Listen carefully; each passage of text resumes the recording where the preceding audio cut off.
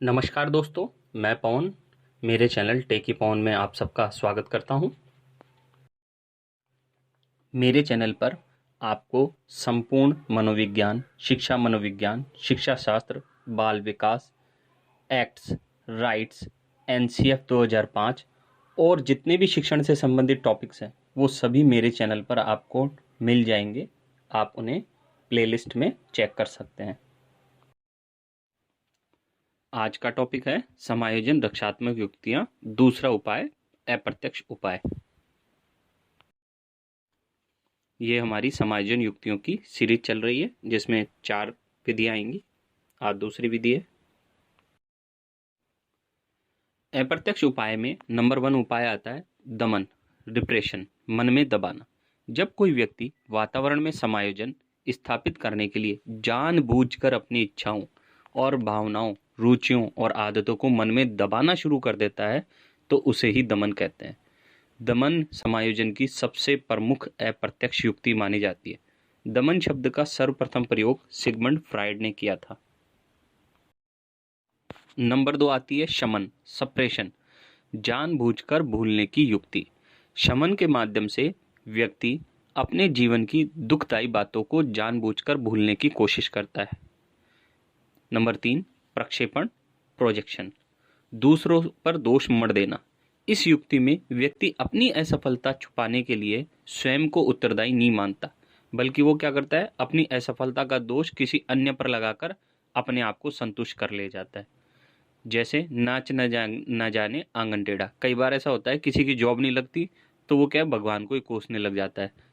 खुद में कमी होती है, असफलता होती है, लेकिन वो क्या करता है, दूसरों को कोसने लग जाता है, किसी और पर आरोप लगाने लग जाता है। जब कोई नहीं मिलता तो वो अंत में अपने भगवान पर आरोप लगाने लग जाता है कि मुझे सफलता आपकी वजह से नहीं मिले। नंबर 4 प्रतीपगमन, रिग्रेशन, पूर्व स्थिति में लौट जाना। इसे प्रत्यागमन भी कहते हैं। जो वर्तमान स्थिति व्यक्ति को तनाव देती है उससे बचने के लिए व्यक्ति क्या करता है, अपनी पूर्व स्थिति की ओर लौटना पसंद करता है। इसे ही प्रतीपगमन कहा गया है।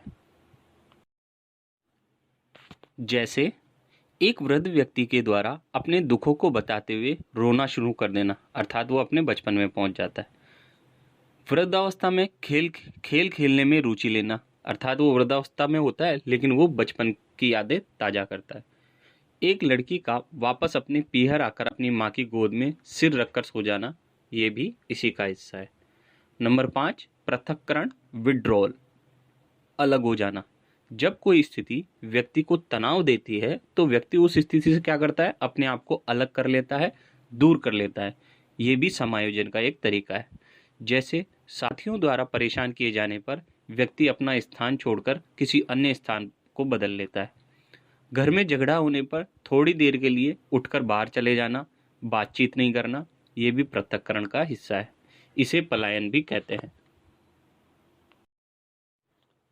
नंबर 6 आश्रित होना, डिपेंड, दूसरों पर निर्भरता। एक कर्महीन या असफल व्यक्ति पूरी तरह से सफल व्यक्ति पर निर्भर होकर समायोजन स्थापित करने की कोशिश करता रहता है। नंबर 7 विस्थापन, डिस्प्लेसमेंट, दूसरे कमजोरों पर गुस्सा उतारना। इसके अंतर्गत व्यक्ति अपने आक्रोश या गुस्से को किसी अन्य व्यक्ति या वस्तु पर अभिव्यक्त कर देता है जो कमजोर हो तथा जिसे पलटवार की उम्मीद ना हो। जैसे अध्यापक द्वारा डांट पड़ने पर घर आकर अपने छोटे भाई बहनों को पीटना चालू कर देते हैं बच्चे। ऐसे ही माता पिता द्वारा मार पड़ने पर बगीचे में जाकर बच्चे फूल तोड़ने लग जाते हैं क्योंकि वो कुछ बोल नहीं सकते। नंबर 8 है तादात्मीकरण, आइडेंटिफिकेशन। यह सामाजिक मान सम्मान को प्राप्त करने की एक युक्ति है। इसमें व्यक्ति अपना संबंध किसी ऐसे व्यक्ति के साथ जोड़ लेता है जिसे समाज में पहले से ही मान सम्मान प्राप्त है और ऐसे व्यक्ति के साथ जुड़ने से समायोजन करने में उसे मदद मिलती है। कहने का मतलब कि जो व्यक्ति पहले से सामाजिक मान सम्मान को प्राप्त कर चुका है तो उसके साथ उसका चेले बन जाते हैं लोग। तो चेले बन जाते हैं तो उनको भी उनकी पहचान मिलने लग जाती है। जैसे बालक का यह कहना कि मेरे चाचा आईएएस अधिकारी है, तो वो क्या करता है, आईएएस अधिकारी जो मान प्रतिष्ठा उसको मिली हुई है उसके नाम पर खुद भी वो प्रतिष्ठा लेने की कोशिश करता है। नंबर 9 दिवा स्वप्न, डे ड्रीमिंग, कल्पना में प्राप्ति।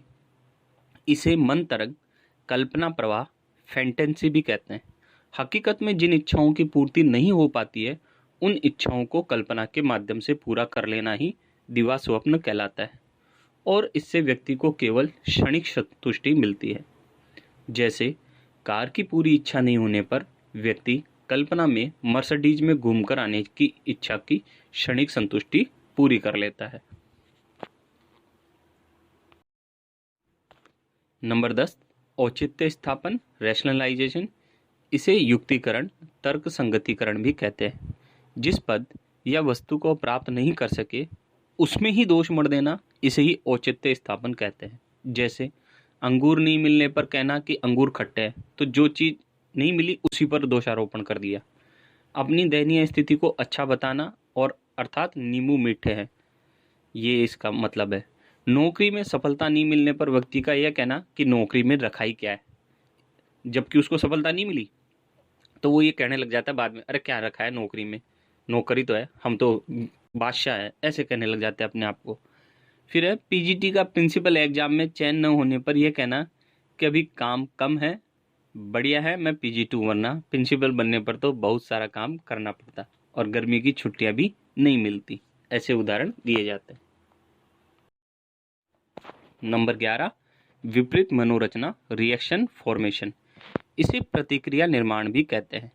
कभी कभी व्यक्ति की इच्छाएं और आवश्यकताएं इस प्रकार की होती है कि उन्हें सामाजिक रूप से व्यक्त करना व्यक्ति के अपने हित में नहीं होता। इसलिए व्यक्ति क्या करता है, विपरीत रचना रचकर समायोजन स्थापित कर लेता है। कैसे? जैसे सौतेली माँ अपने सौतेले बेटे के प्रति नफरत को छुपाकर समाज में विपरीत क्रिया करते हुए प्यार का प्रदर्शन करती है।